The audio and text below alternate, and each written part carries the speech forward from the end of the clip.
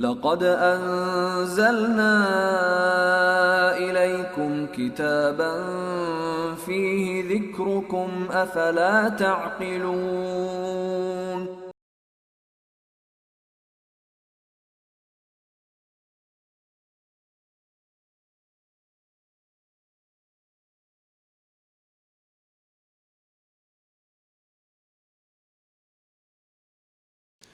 الحمد لله على كل حال ونعوذ بالله من حال أهل النار رب أعوذ بك من همزات الشياطين وأعوذ بك رب أن يحضرون أعوذ بالله السميع العليم وبوجهه الكريم وسلطانه القديم من الشيطان الرجيم لقد أنزلنا إليكم كتابا فيه ذكركم افلا تعقلون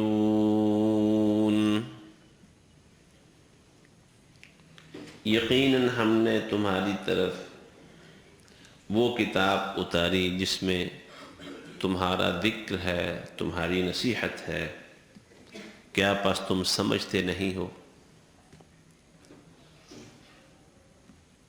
قرآن مجید کو اللہ تعالیٰ نے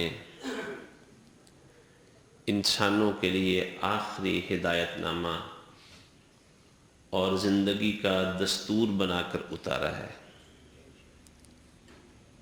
اسے لوگوں کے لیے امام اور پیشوا بنایا ہے۔ یہ اللہ تعالیٰ کا کلام ہے۔ پہلی کتابوں کے مقابلے میں اس کی جو مختلف خصوصیات ہیں ان میں ایک یہ بھی خصوصیت ہے کہ اللہ تعالیٰ نے اسے اکٹھا ایک ہی دفعہ اتارنے کی بجائے تقریباً 23 برس میں رسول اللہ صلی اللہ علیہ وسلم پر تھوڑا تھوڑا کر کے اتارا ہے۔ اس حوالے سے آپ پر اعتراض بھی کیا گیا کہ جس طرح پہلے نبیوں کو موسیٰ اور عیسیٰ کو کتابیں ملیں ویسے کتاب کیوں نہیں اتاری جا رہی، اکٹھا کیوں نہیں اتارا گیا، یا لکھا ہوا کیوں نہیں اتارا گیا؟ تورات و انجیل بھی تو اکٹھی آئی تھی نا، تو قرآن اکٹھا کیوں نہیں بھیجا جاتا؟ تورات و انجیل لکھی ہوئی آئی تھیں، قرآن ویسا کیوں نہیں ہے؟ تو اللہ تعالیٰ نے ان کے اس اعتراض کے باوجود قرآن مجید تھوڑا تھوڑا کر کے ہی اتارا اور کہا کہ ایسے ہی اتاریں گے، کذالک، وقفے وقفے سے ہی اتاریں گے، تھوڑا تھوڑا کر کے ہی اتاریں گے، لِنُثَبِّتَ بِهِ فُؤَادَكَ، تاکہ اے پیغمبر آپ کے دل کو ہم ذرا مضبوط کیے رکھیں، ہمیشہ بار بار وحی آنے سے، فرشتے کے ذریعے اللہ سے جو تعلق قائم ہوتا ہے اس وجہ سے آپ کے دل کو ہم مضبوط کر دیں گے۔ وَرَتَّلْنَاهُ تَرْتِيلًا، اور ہم اسے خود ٹھہر ٹھہر کے آہستہ آہستہ پڑھتے ہیں۔ تو اللہ نے یہ کلام یہ پڑھا ہے، جبریل امین نے سنا اور لا کے رسول اللہ صلی اللہ علیہ وسلم کو سنایا ہے۔ یہ اللہ تعالیٰ کا کلام ہے، تھوڑا تھوڑا کر کے اتارا گیا، 23 برس پہ مکمل ہوا۔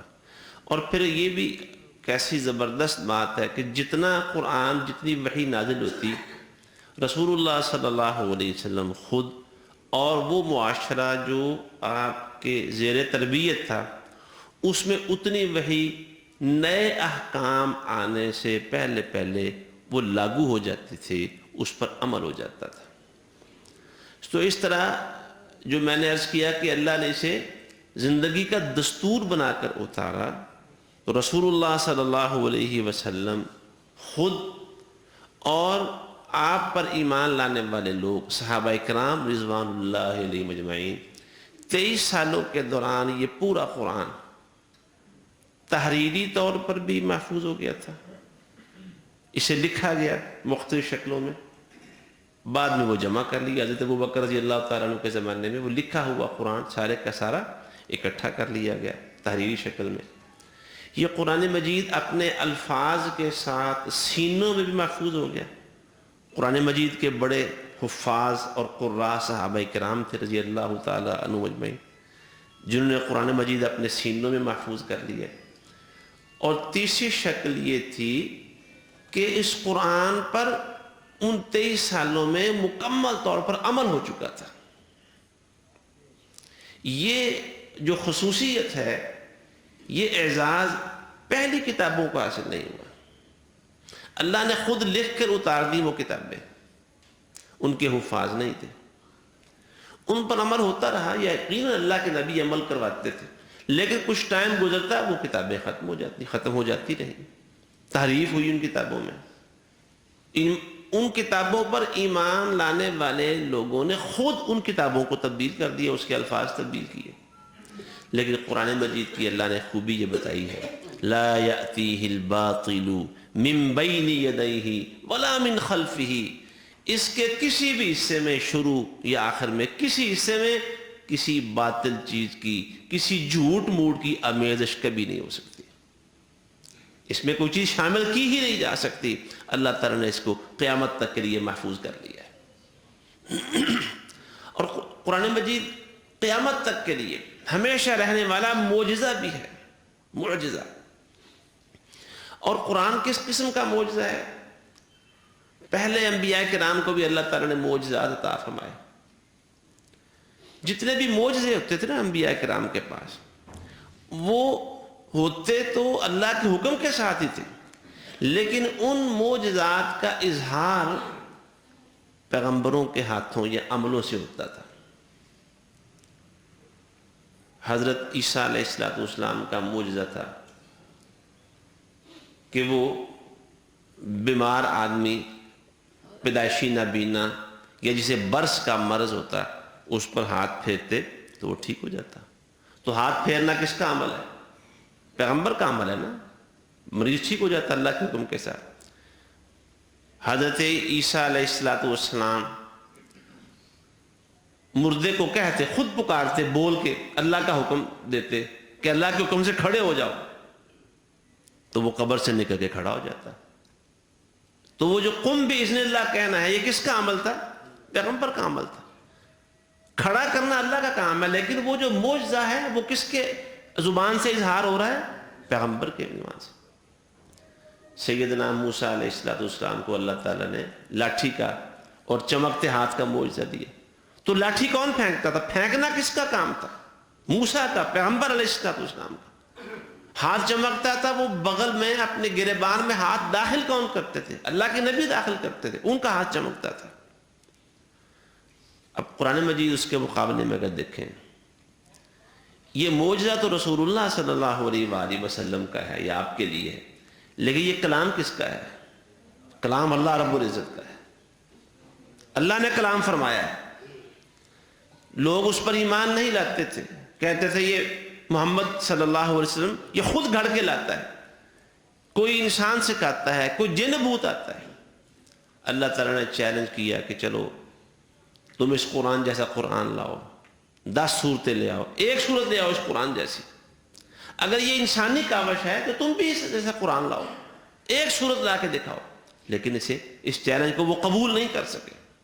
تو یہ کلام اللہ سے رب العزت کا ہے، اللہ نے کلام فرمایا، اس کی قرات فرمائی، اس کی ترتیل فرمائی اللہ رب العزت نے، لیکن یہ معجزہ کس کا ہے؟ کس کے لیے ہے؟ محمد رسول اللہ صلی اللہ علیہ وسلم، اور قیامت تک کے لیے معجزہ ہے۔ خود رسول اللہ صلی اللہ علیہ وسلم نے فرمایا، اللہ کے نبی دنیا سے گئے، معجزے بھی چلے گئے، اللہ نے مجھے ایسا معجزہ دیا ہے جو قیامت تک رہے گا، اور اس معجزے کی وجہ سے قیامت والے دن میری امت سارے نبیوں کی امتوں سے بڑی امت ہو جائے گی، قرآن کی وجہ سے۔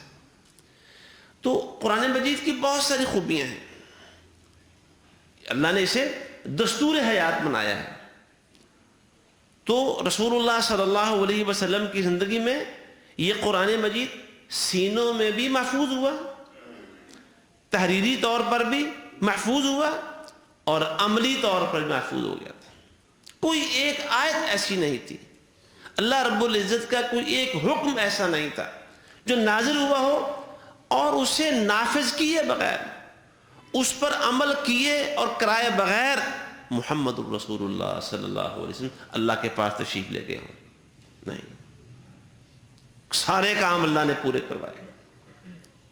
آپ پھر جب کام مکمل ہو رہا تھا تو آپ خود لوگوں سے کہہ رہے ہیں حجۃ الوداع کے موقع پر کہ لوگوں، مجھے لگتا ہے کہ جس طرح آج ہم اکٹھے ہو گئے نا ایک جگہ پر، شاید اس کے بعد کبھی اس طرح اکٹھے نہ ہو سکے۔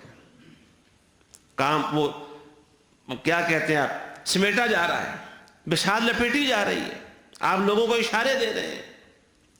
اللہ تعالیٰ خود یہ بات ارشاد فرماتا ہے، اذا جاء نصر اللہ والفتح ورأيت الناس يدخلون في دين الله افواجا فسبح بحمد ربك واستغفره انه كان توابا۔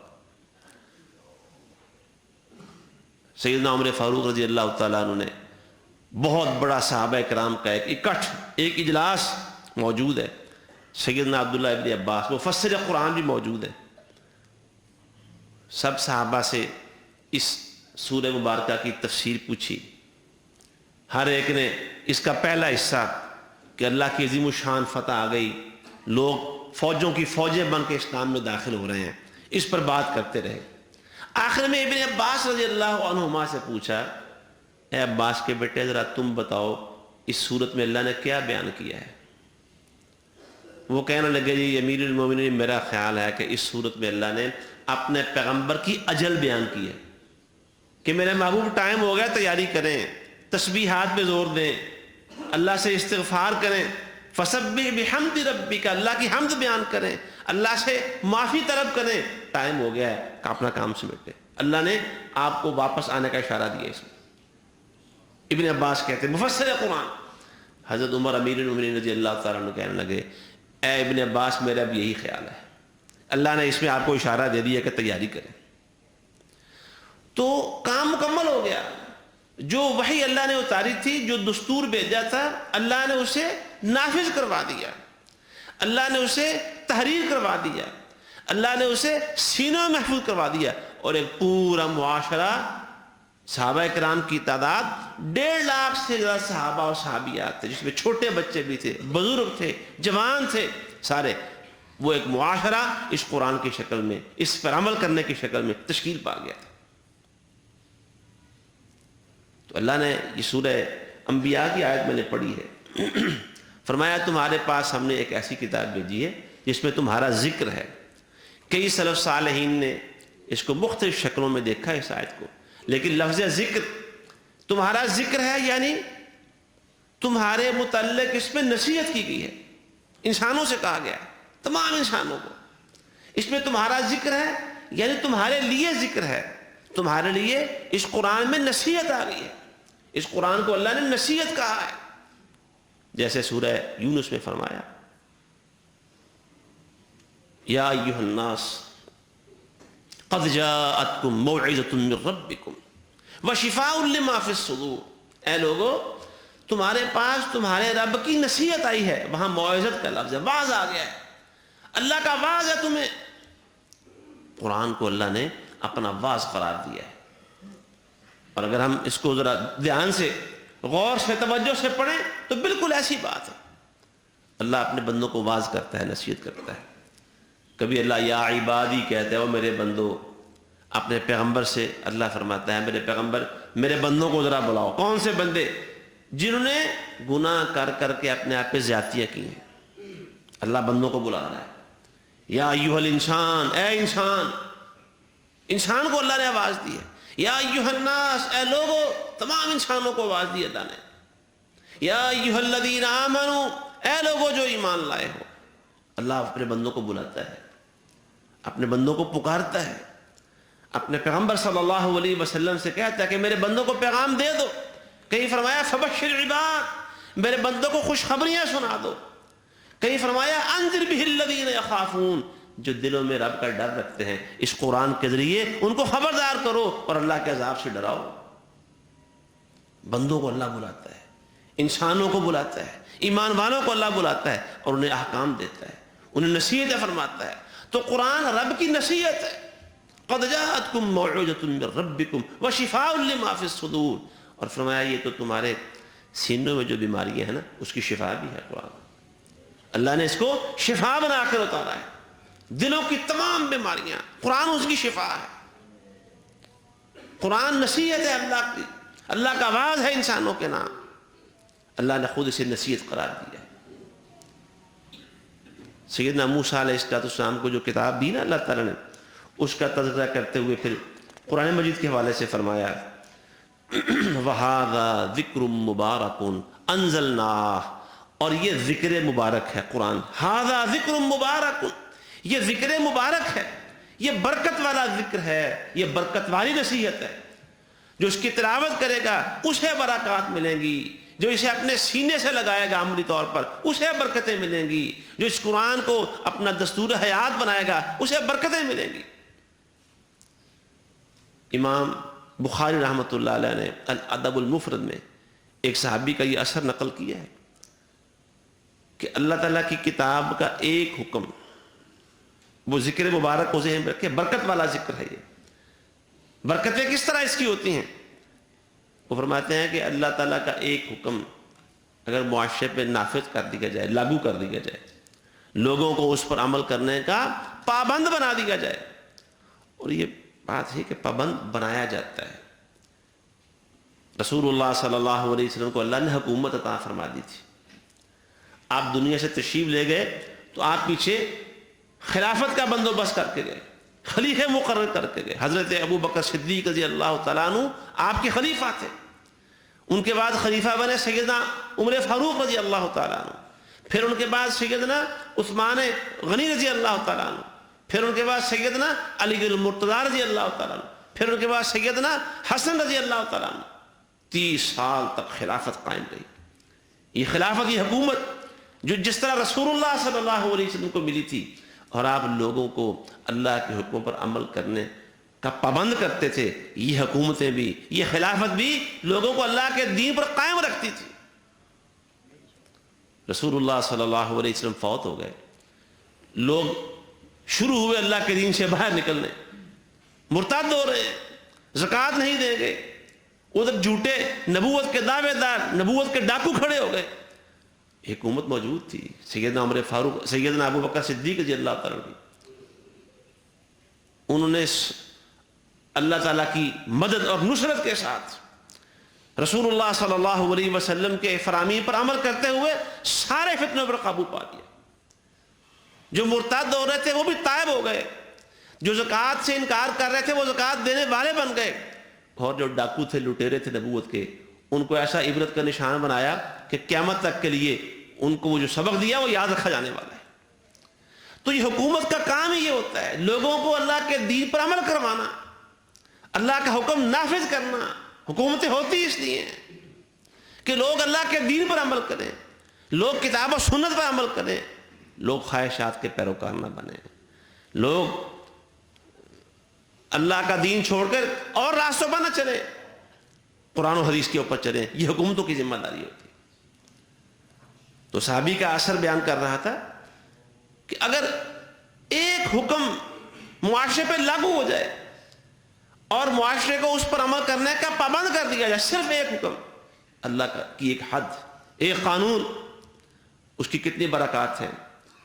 کہتے 40 دنوں کی جو بارش ہے اس سے وہ برکتیں حاصل نہیں ہوں گی جو ایک حکم پر عمل کرنے سے معاشرے کو برکات حاصل ہوں گی۔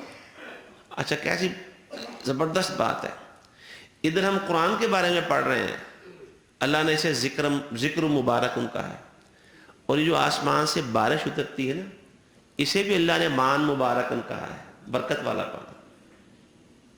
اللہ کے پانی زمین سے بھی اللہ کی طرف سے آتا ہے۔ زمین میں جتنا پانی ہے یہ کس نے پیدا کیا ہے؟ اللہ نے۔ اللہ نے ذخیرے رکھے ہوئے ہمارے لیے، قیامت تک کے لیے ذخیرے پیدا کیے ہیں۔ لیکن جو بارش آسمان سے آتی ہے اس سے فرمایا وَنَزَّلْنَا مِنَ السَّمَاءِ مَاءً مُبَارَكًا، ہم نے آسمان سے برکت والا پانی اتارا۔ وہ مان مبارکن ہے، یہ ذکر مبارکن ہے، لیکن وہ 40 دن برسے اسے وہ برکتیں حاصل نہیں ہوتی. یہ ایک حکم نافذ کر دیا جائے اس سے زیادہ برکتیں حاصل ہوتی. آج ہم برکتیں ڈھونڈتے ہیں, کاروبار شروع کرتے ہیں, فیکٹریاں ڈالتے ہیں, دکانیں کھولتے ہیں, وہاں قرآن پڑھتے ہیں, وہاں کسی اپنے خیال کے مطابق کسی بھی نیک بزرگ آدمی کو بلا کے لوگ دعائیں کرواتے ہیں, دعا کریں جی برکت ہو جائے. اب ویسے رجحان بڑی تیزی سے تبدیل ہوا ہے پچھلے 10-15 سالوں میں. پہلے ایسا نہیں, پہلے لوگ صرف نیک لوگوں کو بلا کے افتتاح کرواتے تھے. کسی عالم کو, مسجد کے خطیب اور امام کو بلاتے, آئیں جی دعا کر دیں. اب وہ سیاسی جو قسم کے لوگ ہیں ان کو بلاتے ہیں, بھنگڑے ڈالتے ہیں, وہاں اندھیر نگری مچاتے ہیں, ناچتے ہیں, ڈھول ڈمکا کرتے ہیں اب کاروبار چلانے کے لیے. اب یہ رجحان ہو گیا ہے. اب بہت ہر سڑک پہ, ہر راستے پہ, ہر علاقے میں اب کاروبار کے افتتاح کے لیے ان لوگوں کو بلایا جاتا ہے, سیاسی بازیگروں کو بلایا جاتا ہے, لٹیروں کو بلایا جاتا ہے, وہاں دھمال ڈالی جاتی ہے, وہاں گویے بلائے جاتے ہیں. لیکن پہلے ایسے نہیں تھا. تو برکت کیسے حاصل ہوگی؟ یہ دعا کیوں کرواتے ہیں؟ یہ برکت ہو جائے کاروبار میں. اور دعا مانگنے کے بعد, افتتاح ہونے کے بعد, مٹھائی کھانے کے بعد کہتے نہیں ہیں مبارک ہو جی, مبارک ہو, مبارک ہو. تو برکت کہاں سے آئے گی؟ اللہ رب العزت کے حکموں پر عمل کرنے سے برکت آئے گی, قرآن کو نافذ کرنے سے برکت آئے گی. کیوں؟ قرآن سراسر برکت ہے, قرآن اول سے آخر برکت ہے, قرآن اللہ کی رحمت ہے, قرآن اللہ کا واعظ ہے, قرآن اللہ کا کلام ہے, قرآن معجزہ ہے قیامت تک کے لیے. قرآن کو اللہ نے دستور حیات بنایا ہے. یہ قرآن, یہ جو بے نام لوگ ہوتے ہیں نا, بے نام, جنہیں کوئی جانتے ہی نہیں, قرآن ان کو بھی نامور کر دیتا ہے, عزت اور شان عطا کرتا ہے. صحیح مسلم میں روایت موجود ہے,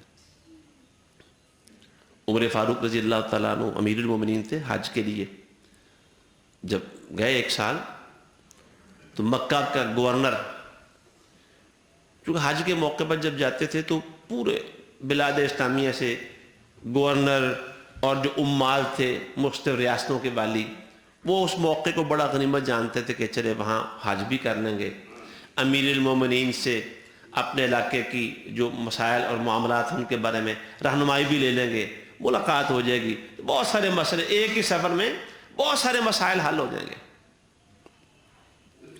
اب ظاہر ہے کہ جو گورنر مکہ ہے اس کی ذمہ داریاں تو بہت بڑھ جاتی تھی. حج کا موقع, پھر پورے بلاد اسلامیہ سے گورنرز آ رہے ہوں گے, عمال آ رہے ہیں, عام لوگوں نے حج کرنا ہے, انتظامی ذمہ داریاں. تو انہوں نے سوچا کہ امیر المومنین جب مکے پہنچ جائیں گے نا تو بڑے مصروف ہوں گے, تو میں خود ان سے کوئی زیادہ رہنمائی نہیں لے سکوں گا.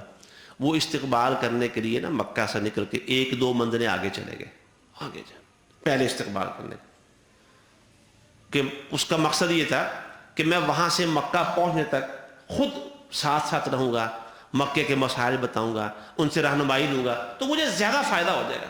جب مکے پہنچ گئے تو پھر ساری دنیا کے تمام علاقوں کے گورنر ہوں گے, مصروفیت بڑی ہوگی, مجھے موقع کم ملے گا. اور ویسے بھی امیر المومنین آ رہے ہیں, مجھے استقبال کرنا چاہیے. گورنر صاحب وہاں پہنچ گئے. جب گورنر کو حضرت عمر نے دیکھا کہ گورنر صاحب یہاں گھوم پھر رہے ہیں, تو پوچھا بھی تم یہاں آگے ہو تو مکہ میں کون ہے؟ تمہاری ڈیوٹی مکہ میں ہے, تم یہاں ہو, مکہ میں کون ہے؟ کہنے لگے جی میں نا اپنی جگہ پہ ابن ابزا نامی ایک شخص کو گورنر بنا کے آیا ہوں, وقتی طور پر ذمہ داری ابن ابزا کو دی ہے. وہ حیران ہوئے, یار یہ ابن ابزا کون ہے؟ غیر معروف نہ تھا نام, غیر معروف معروف نہیں ہے. حضرت عمر رضی اللہ تعالیٰ عنہ کے سوال میں بھی بڑی حکمت ہے, سوال کرنے میں. ان کا خیال یہ تھا کہ جو حکومت ہے یہ ایسے لوگوں کے پاس ہونے چاہیے جن کا دین, عزت, شرافت, وجاہت, خاندانی پس منظر لوگوں کے ہاں معروف ہو. دینی حوالے سے, شرافت کے حوالے سے, نجابت کے حوالے سے, اخلاق و کردار کے حوالے سے, خاندانی حوالے سے معروف لوگوں کے پاس حکومت ہونی چاہیے. اور امیر المومنین حیران ہے, یہ ابن ابزا کہاں سے آ گیا بھائی, کون ہے ابن ابزا؟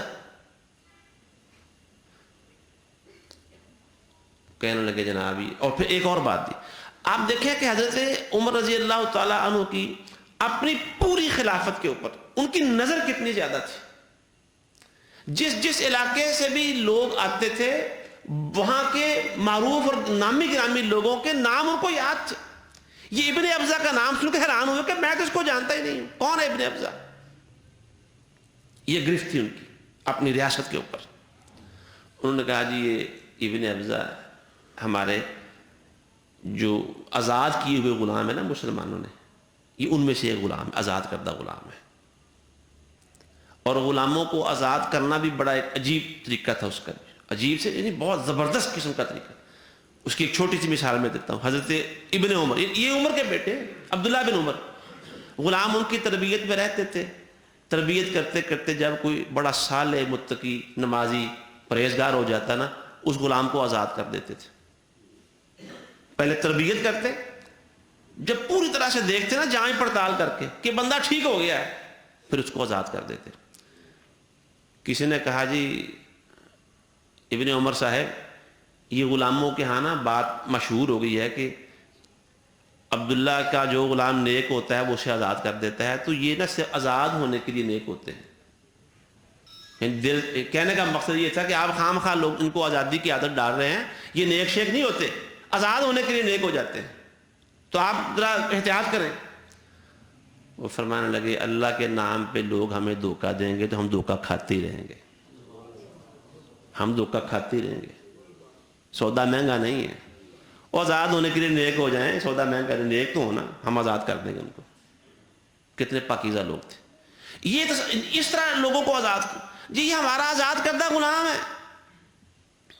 کہنا یار عجیب بات ہے, بھلا ہماری اب حکومت کے کام غلاموں کے واسطے رہ گئے ہیں. عرض کیا نہیں جی اس میں کچھ خوبیاں بھی ہیں. ایک تو وہ علم فرائض کا یعنی وراثت کا بڑا ماہر ہے. علم وراثت بڑا دقیق علم ہے. چند صحابہ اس کے ماہر تھے. یہ کہہ رہے ہیں کہ یہ ہمارا غلام جو ابن ابزا ہے یہ وراثت کا ماہر ہے. اور ساتھ ہی فرمایا کہ جناب وہ ہمارے قرآن کے قاریوں میں سے ایک قاری بھی ہے, قاری ہے قرآن کا. اور آپ قرآن کے قاری کا مطلب آج کے زمانے میں یہ سمجھ لیں, اب جس طرح کسی کے پاس پی ایچ ڈی کی ڈگری ہو نا, ڈگری مل جائے پی ایچ ڈی, اس کے بعد آپ پوسٹ پی ایچ ڈی بھی ہوتی ہے, اس سے مزید آگے ریسرچ کرتا ہے آدمی تو اس کو پوسٹ پی ایچ ڈی کی ڈگری مل جاتی ہے. آپ یہ سمجھ لیں کہ پی ایچ ڈی کی ڈگری. قاری القرآن کہنا, صحابہ کرام میں قاری کا ہونا وہ یہ نہیں تھے بس ہاتھ رکھ کے گاتے ہیں قرآن کو, نہیں, قرآن پڑھنے کا فن, قرآن کی تفسیر کا فن, قرآن حفظ بھی ہے اور قرآن پر عمل کرنے والے لوگ تھے وہ. یہ قاری قرآن ہے. حضرت عمر رضی اللہ تعالیٰ عنہ پکار اٹھے, کہنے لگے اللہ کے نبی نے سچ فرمایا تھا, اللہ کے نبی نے سچ فرمایا تھا. ان اللہ یرفع بہذا الکتاب اقواما ویضع به آخرین. اللہ اس قرآن کی وجہ سے بڑے بڑے لوگوں کی شانیں اونچی کر دے گا. وہ دیکھو ابن ابزا جس کو جانتا ہی کوئی نہیں, غلام قرآن کا قاری ہے, قرآن نے اسے اس قابل بنا دیا کہ مسلمانوں کا وہ ایک علاقے کا والی بن جائے, ریاست کا والی بن جائے. اللہ کے نبی نے سچ فرمایا. اور ساتھ ہی دوسرا جز حدیث کا وَيَضَعُهُ بِآخَرِينَ, بہت سارے لوگ جو اس قرآن کو چھوڑ دیں گے, پس سے کچھ ڈال دیں گے, اللہ انہیں ذلیل بھی کر دے گا. تو آج ہی ہو رہا ہے. تو قرآن دستور حیات ہے, قرآن مجید اللہ رب العزت کا عظیم معجزہ ہے. تو آئیے قرآن کی طرف. میں اپنے آپ کو, آپ تمام نمازیوں کو, حضرات کو, خواتین کو, جوانوں کو, بزرگوں کو, بچوں کو دعوت دیتا ہوں, اپنی زندگیوں کا رخ قرآن کی طرف پھیر دیں. یہ ذکر مبارک ہے, یہ اللہ رب العزت کی وحی ایسی ہے جو اس کے ساتھ لگ گیا, چمٹ گیا, اللہ اس کو دنیا میں بھی اونچا کر دے گا. کل قیامت والے دن بھی انہی کے سر اونچے ہوں گے جو قرآن والے ہوں گے. اللہ ہمیں ان میں شامل فرمائے. وآخر دعوانا ان الحمد للہ رب العالمین.